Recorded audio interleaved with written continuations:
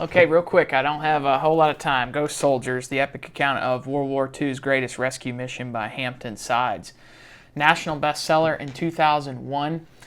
I thought The Wager was going to be one of my favorite books of the year, and this turns out to be like, oh my gosh, right behind The Wager and the best books I've read all year. On January 28, 1945, 121 hand-selected U.S. troops slipped behind enemy lines in the Philippines. They go like 30 miles on foot to behind enemy lines and meet up with two Filipino guerrilla groups that turns into the most epic rescue story ever in probably American military history, and I had never heard about it. The Cabanatuan prison in the Philippines. In 1942, everybody's heard of the Bataan Death March, where Douglas MacArthur and everybody in the 6th Army Regiment, anyway, I can't remember the specifics, had to surrender 70,000 troops to the Japanese on the northernmost island in the Philippines.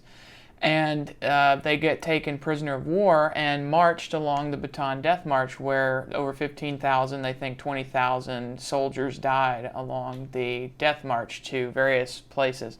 Well, about 1,600 of those 70,000, remaining 51,000 after all the deaths on the march, get sent to the Cabanatuan prison camp in province in the Philippines.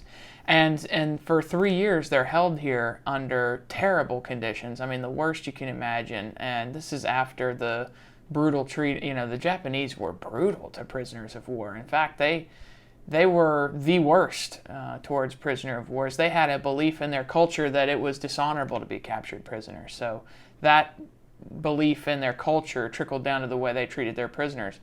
And so some of these American troops endured like the worst conditions possible in this prison camp. Well, there was a massacre in December of 44 of some 151 troops in another prisoner of war camp nearby, when American troops started to come in,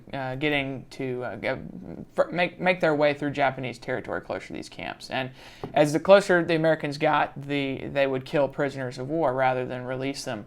And so they burned alive these 151 soldiers. Well, they feared, as we made progress through that area, American troops made progress through that area, that this camp, Cabanatuan, was going to be a massacre of over 500.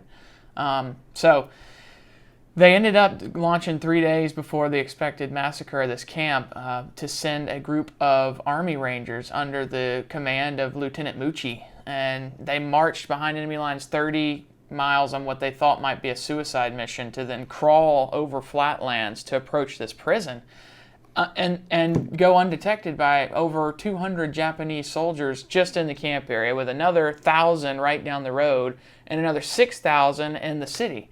So it was impossible odds, but they sent this it was the first really major mission of the U.S. Army Rangers, which we know, my dog, which we know is today's modern, they're great Rangers of the military. I mean, they've long since then built a great reputation, of being Rangers, but this was their first mission. And it was just like gripping the way Hampton Sides told this story. It alternated chapter to chapter about from the perspective of the people in the camp. He got diaries and researched everybody that had written about the conditions living in the camp. It gave us an inside look at what was happening behind the prison walls. And then the next chapter would be the perspective of the Army Rangers that were congregating to go and make this rescue. And so it would alternate until ultimately at the end you're just building up this whole time to this great ending of where the stories collide, the timelines collide, and you get this great last couple chapters of unbelievable rescue.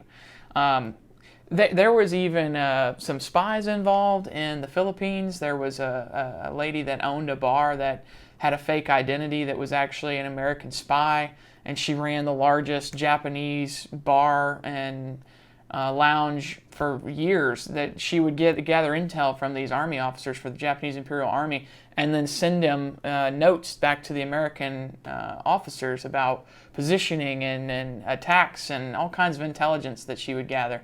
And ultimately, she got caught. I mean, there was so much to this story. Robert Prince, the captain, so it follows the lieutenant, the captain, and a couple other prisoners inside the camp. And you really get a full, wide-range perspective of everything that happened surrounding this event. Now, I would encourage you to pick this book up. It was a great read. It was written in a way that was just page after page. You couldn't put it down. And I don't say that much about historical books. And he did a great job covering the surrounding elements of the mission in terms of the environment and the war at that time. Oh, it was just awesome. I mean, it was great. And a story that wasn't told that you can then go to YouTube and look up I think it's Dark Docs, 10 minutes on just YouTube search Cabanatuan Prison in the Philippines. And you'll have to go through a couple, but you'll find it. It's Dark Docs. And it's a great visual story version of this, sort of that this book does have some pictures from it, but that had some video and really told the story well. So if you enjoyed the book, go and look that up. In 1982, there was a memorial that was built on the site of the prison that you can go search, and just search YouTube for Cabanatuan Prison Memorial. And in 2001, there was a reunion of all the guys that were still living from this incident. They gathered and shared stories of this great prison break and their stories of the Bataan Death March and everything else. I mean, just incredible. This was like a movie. They actually made a movie called The Great Raid in 2006 maybe, or 2009 about this, or somewhere in that time, which I haven't seen, but I'd like to, and I think I'll watch after reading this. So check it out, Ghost Soldiers, the epic. I mean, even the end, like they were going in to make this rescue, and they sent planes overhead to distract the guard tower, so the guards were looking up, following these the new P-61 Black Widow plane that nobody had ever seen before. They used a plane that was like fascinating and scary to get the attention of the guards. So while our Army Rangers were crawling underneath the guard towers, they would be looking up and not down. I mean, it's just like crazy, some of the stuff that they did. And so check that out. So go look up those planes. Those were cool to YouTube search. But then even the ending, they're walking back, and they're some 15 of their 20 miles after they cross the river back almost to American lines. They're 5 miles away.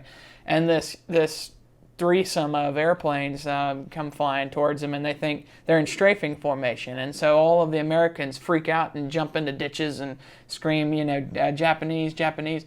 And it turns out, and then they turn the belly of the planes up, and it's the star that symbolizes the American planes being out. And they were greeting while waving the wings, that welcome back to a friendly territory. I mean, it's like, can you imagine how dramatic that must have been for these prisoner wars? 3 years they've been tortured, and they're making a 25, 30-mile trek back, with these caribou animals, and haven't eaten and can't walk, and everybody's dying. And then you see a flyover of your friendlies. It's like, oh, what a story. And so, yeah, I mean, a beautiful account of heroism, sure to be a classic by Men's Journal.